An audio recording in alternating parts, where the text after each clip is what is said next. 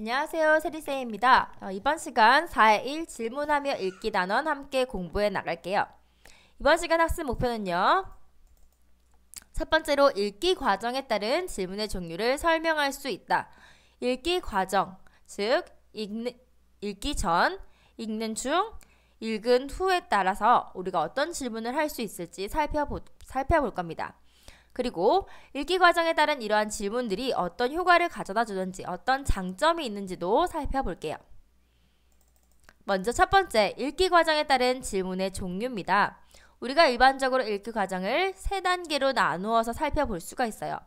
자, 먼저 읽기 전, 그리고 읽는 중, 마지막 글을 다 읽은 후 이렇게 세 단계로 나누는데요.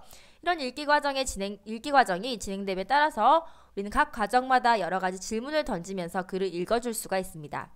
자, 그렇다면 읽기 전에는 어떤 질문을 해줄 수 있을까요? 자, 아직 글을 읽기 전이니까 글에 대한 정보는 있어요, 없어요? 네, 없어요. 자, 우리가 알 수 있는 건 뭐예요? 그렇죠. 글의 제목과 글쓴이밖에 없잖아요. 따라서 우리는 이런 제목과 글쓴이를 보면서 질문을 해줘야 되겠죠. 제목과 글쓴이를 보면서 어떤 질문을 해줄 수 있을까요? 그렇죠. 글에 앞으로 어떤 내용이 나올 것인가 예측하는 질문 던져줄 수가 있겠고요. 또는 제목과 글쓴이를 보면서 나는 이 글의 내용에 대해서 또 글쓴이에 대해서 얼마나 알고 있는지 배경, 지식을 점검해보는 질문을 던질 수도 있겠습니다. 또는 이 글을 나는 왜 읽는가, 이 글을 통해서 어떤 것을 얻을 수 있는가 하는 읽기 목적을 확인해 볼 수도 있겠죠. 읽기 목적을 확인하는 질문을 해줄 수도 있습니다. 자, 이렇게 우리는 읽기 전에 질문을 하면서 글의 내용을 예측하고 배경 지식을 점검하고 읽기 목적을 확인하는 질문을 던져줄 수 있다라는 거예요. 자, 그렇다면 읽는 중에는 어떤 질문을 할 수 있을까요? 읽는 중에는 우리는 글의 내용을 살펴보고 있죠, 그죠? 따라서 이 글에 나오는 단어는 어떤 뜻인지, 문장은 어떤 의미를 가지는지, 단어와 문장의 의미에 대해서 살펴볼 수 있는, 의미에 대해서 질문을 할 수도 있겠고요. 또는 이 내용을 바탕으로 내가 더 알고 싶은 내용은 없는지 질문을 해줄 수도 있을 겁니다. 그리고 지금까지 나왔던 내용이 어떤 내용인지 정리하는 질문을 던져줄 수도 있겠죠. 그리고 내가 지금까지 제대로 이해했는지 나의 이해를 점검하는 질문을 해줄 수도 있겠습니다.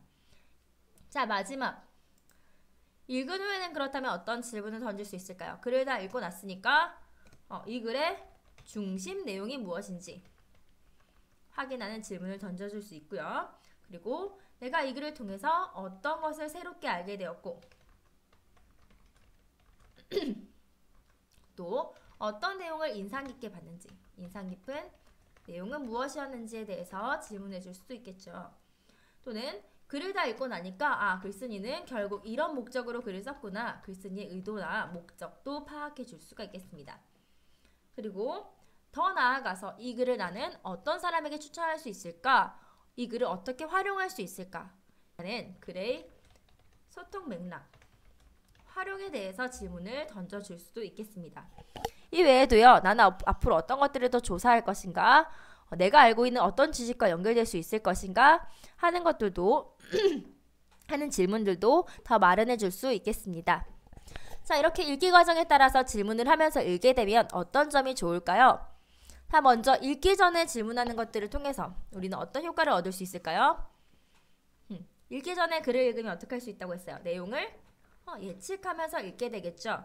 그리고 읽기 목적을 명확히 알 수 있기 때문에 내가 어떤 전략으로 글을 읽어야 할지도 조절해 줄 수 있을 겁니다. 우리가 수필을 읽는 방식과 논설문을 읽는 방식과 그리고 설명하는 글을 읽는 방식이 각각 다르죠. 이 글이 어떤 목적으로 쓰여졌는지 확인함으로써 우리는 이런 읽기 글의 종류에 따라서, 글의 내용에 따라서 나의 읽기 전략을 조절할 수 있습니다. 그 다음 두 번째로요. 글을 읽는 중에 내가 질문을 하면 어떤 점이 좋을까요? 그렇죠. 역시 글의 내용을 제대로 확인하고 글의 내용을 정리할 수 있겠죠. 그리고 내가 얼마나 이해를 했는지 독자 자신의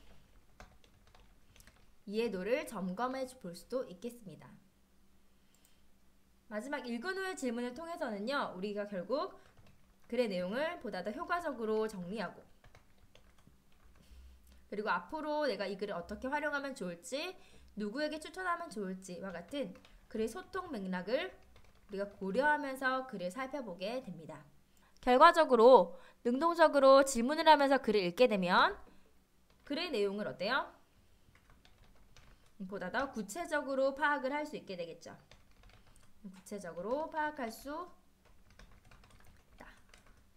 그리고요, 내가 질문을 하면서 읽었으니까 이 글에 대해서 무엇보다도 누구보다도 가장 잘 알게 될 거예요. 따라서 이 글은 나만의 글이 되겠죠. 내가 앞으로 어디에서든 활용할 수 있는 글이 될 거예요. 그렇죠? 글을 다양하게 활용할 수 있다라는 것도 능동적으로 글을 읽는 행위의 장점이라고 볼 수 있겠습니다. 네, 오늘 여기까지요. 우리가 읽기 전, 중, 후에 어떤 질문들을 할 수 있는지, 그리고 이렇게 질문을 하면서 글을 읽으면 어떤 효과를 얻을 수 있는지 살펴보았습니다. 우리가 수업 시간에 이 내용 다시 한번 정리하면서 수업 시간에는 실제로 다양한 질문들의 예시들을 읽기 전 질문과 읽는 중 질문, 읽은 후의 질문으로 나눠보는 활동을 해볼 겁니다. 여러분들이 읽기 전, 중, 후에 각각 어떤 내용의 질문을 할 수 있는지 잘 알고 있어야 수업 시간에 활동을 해줄 수가 있겠습니다. 자, 우리 수업 시간에 보다 더 즐거운 활동으로 만나도록 합시다. 빠이빠이.